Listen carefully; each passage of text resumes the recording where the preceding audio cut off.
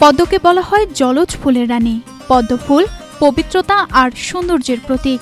কাদা আর আধারের ভেতর থেকেও যে ফুল মাথা তুলে দাঁড়ায় তাকে পৃথিবীর সব সভ্যতা করেছে শ্রদ্ধা। তাই তো ধর্ম বর্ণ নির্বিশেষে সবাই পদ্মপ্রেমী। গোপালগঞ্জ সদর থেকে মাত্র 12 কিলোমিটার দূরে বলাকর বিলে এখন ফুটেছে অসংখ্য গোলাপি ও সাদা পদ্ম ফুল। প্রকৃতির অপার লীলাভূমি গোপালগঞ্জের এই বিল দেখতে প্রতিদিনই ভিড় করছেন হাজার হাজার মানুষ। ফুল দেখে আমার খুব ভালো লেগেছে। প্রতি বছরের মতো এবছরও এখানে ঘুরতে এসেছি।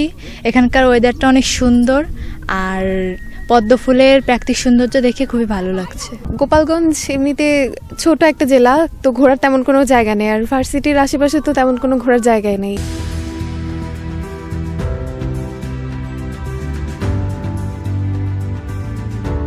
এইখানে বলাকর পদ্মবিল, এটা অনেক সুন্দর, তাই আমরা মাঝে মধ্যে ঘুরতে আসি। গত বছর আসছিলাম, এবারও আসছি।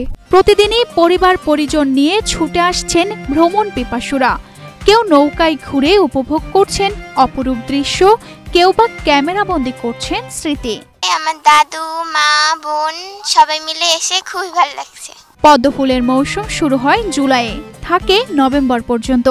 এ সময় জীবিকা নির্বাহ করেন স্থানীয়রা, নৌকা চালিয়ে পদ্ম ফুল বিক্রি করে। এখানে আমাদের বছরে 3 মাস পদ্ম ফুল থাকে প্রচুর পরিমাণে। এই সময় আমাদের এই অঞ্চলের যারা কর্মঠ মানুষ খেটে খায়, তাদের কাজ কর্ম থাকে না, তারা এই নৌকো বেয়ে এবং পর্যটকদের আনন্দ দিয়ে তারা একটা বাড়তি পয়সা আয় করে। বলাকর বিলকে ঘিরে পর্যটন সম্ভাবনা অনেক। পর্যটন কেন্দ্র হিসেবে গড়ে তুলতে ইতিমধ্যেই নেওয়া বিভিন্ন উদ্যোগের কথা জানায় প্রশাসন। জেলা প্রশাসন গোপালগঞ্জ থেকে আমরা ইতিমধ্যে কয়েকটি উদ্যোগ নিয়েছি। তার মধ্যে একটি হচ্ছে এখানে কমপ্লেক্স করা, যেখানে সব টয়লেট এবং দূর থেকে আসা যাত্রীরা যেন তারা রেস্ট নিতে পারেন। আর সাথে সাথে এখানে বেশ কিছু নৌকা আছে বিভিন্ন পর্যায়ের, ছাউনি দিয়ে এবং ছাউনি ছাড়া, তাদের নিরাপত্তার জন্যও আমরা এখানে গ্রাম পুলিশ সহ বিভিন্ন ব্যবস্থাপনা নিয়েছি। কাদা জলে থেকেও পদ্ম ফুল সৌন্দর্য ছড়ায়। পদ্ম আমাদের শেখায় পবিত্রতা, সত্য আর আশার আলো কখনো নিভে যায় না। বলাকর পদ্মবিল হয়ে উঠুক পদ্মপ্রেমী মানুষের অন্যতম পর্যটন ভূমি।